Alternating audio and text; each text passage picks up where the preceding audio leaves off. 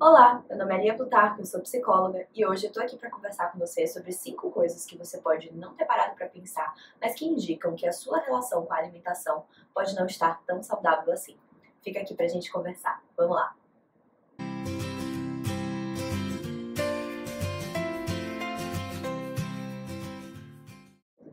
Ok. Bom, tô aqui com a minha colinha para não esquecer nenhuma das coisas. A primeira delas é a insatisfação corporal. Não sei se você já ouviu falar sobre isso, eu imagino que sim, mas insatisfação corporal significa não estar satisfeito com o seu próprio corpo. E é normal, me entenda, todo mundo tem um certo nível de insatisfação corporal. Tem uma outra coisa na gente que a gente não gosta, que a gente mudaria se pudesse, né? Ou mesmo que a gente vai mudar podendo, né? Fazer uma cirurgia plástica, sei lá, que é uma possibilidade no mundo de hoje.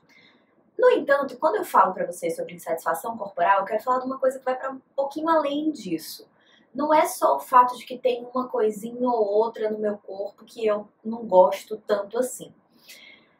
É algo mais relacionado a querer odiar e punir esse corpo de alguma forma, de ter raiva dele ser do jeito que ele é, de ter sentimentos realmente negativos em relação à sua forma corporal, em relação a como as roupas ficam em você, em relação a como esse seu corpo funciona no mundo mesmo, né? Então, é um nível de insatisfação com a própria imagem que muitas vezes chega a extremos de não querer tirar fotos, não querer se olhar no espelho, não querer falar sobre esse assunto com as outras pessoas, não querer provar roupas quando vai numa loja, enfim, que começa a atrapalhar a nossa vida. Quanto mais desses comportamentos mais extremos de insatisfação corporal você apresenta, é provável que mais insatisfeito você seja e que essa relação com o seu corpo, com a alimentação, esteja adoecida. O segundo aspecto é a preocupação em relação ao peso. É normal que a gente se preocupe com o nosso peso por questões de saúde, até às vezes os médicos indicam, né, que a gente perca peso, passe por alguma coisa. Quem me acompanha lá no Instagram sabe que eu tô passando pelo projeto Vida Saudável, foi assim que eu chamei, porque eu estou precisando perder peso, inclusive por recomendações médicas. Então, acontece com todos nós.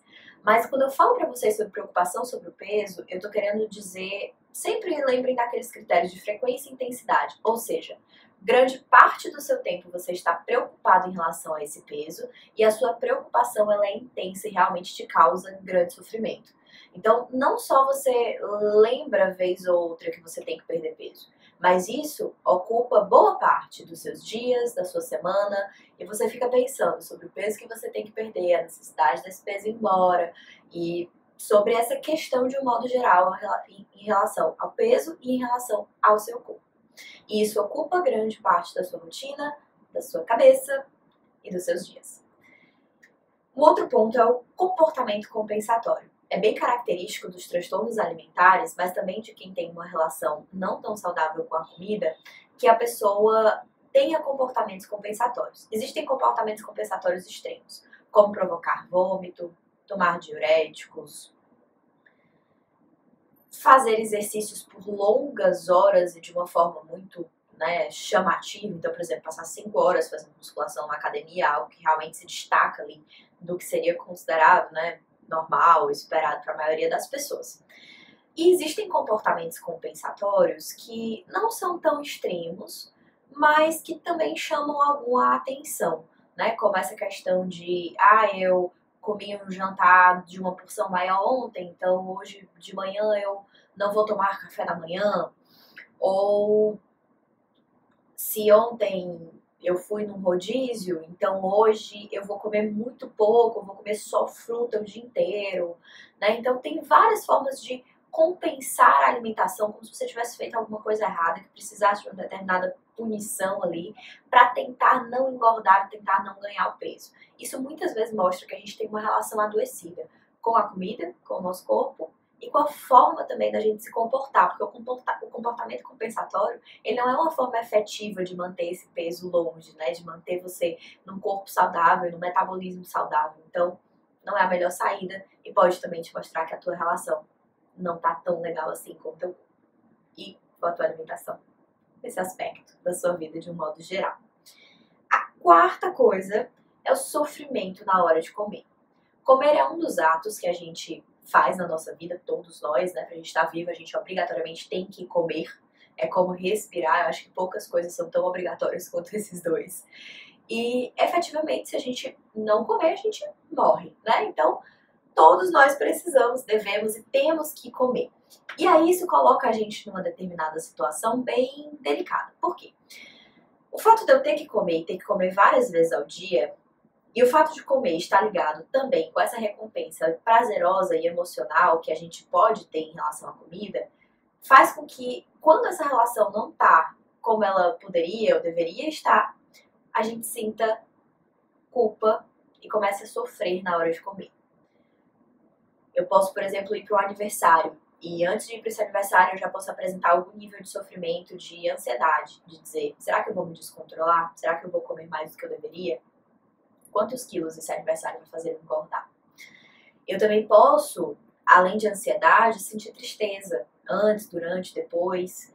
Ai, porque eu não me controlo, porque eu sou uma fraca, porque eu deveria ter uma outra forma de me posicionar em relação à comida. Ou mesmo o contrário, pessoas que são muito magras, que também podem ter uma insatisfação, uma relação meio comprometida em relação a esse aspecto da vida, elas podem pensar que deveriam conseguir comer mais, porque que elas não conseguem ter a relação com a comida que as outras pessoas têm, todo mundo gosta tanto de comer e elas não, e por aí vai.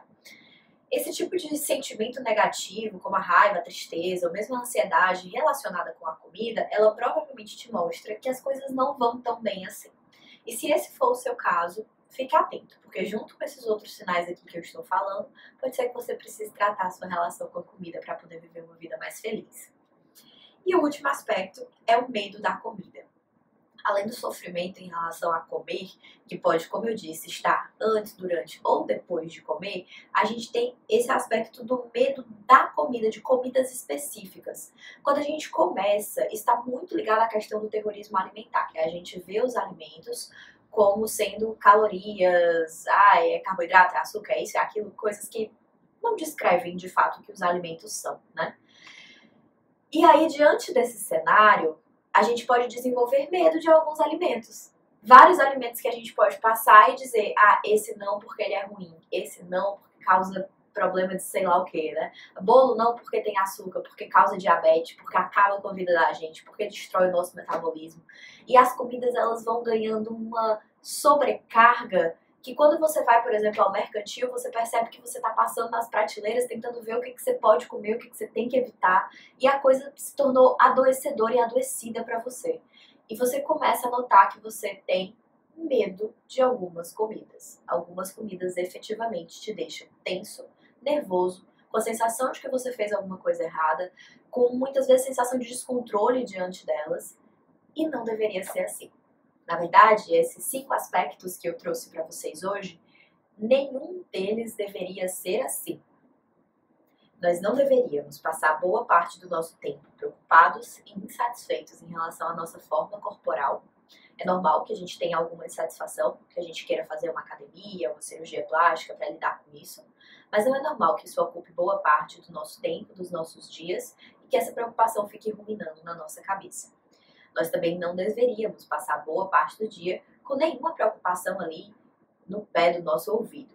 Seja ela a preocupação sobre o peso ou qualquer outra preocupação. As preocupações deveriam ser ondas que vêm, passam e a gente decide se vai fazer alguma coisa com elas ou se simplesmente deixa elas guardadas e trabalha a nossa aceitação.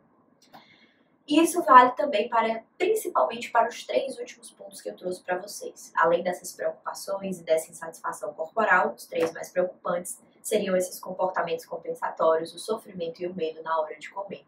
Se isso faz parte da sua vida, queria que você escutasse com muito carinho o que eu tenho para te dizer hoje para você. Não é preciso ser assim. Você não precisa ter medo de nenhum alimento. Você não precisa ter medo de comer ou ter nenhum tipo de sentimento negativo em relação à comida. É possível se relacionar com a comida de uma outra forma. E se você se identificou com o que eu falei nesse vídeo, procure terapia. Vem conversar um pouquinho mais comigo. Me segue nas redes sociais para que a gente possa continuar tornando a vida com mais sentido, mais significativa, entendendo melhor sobre psicologia, sobre como a gente funciona e que tudo isso tem tratamento. Beijo grande!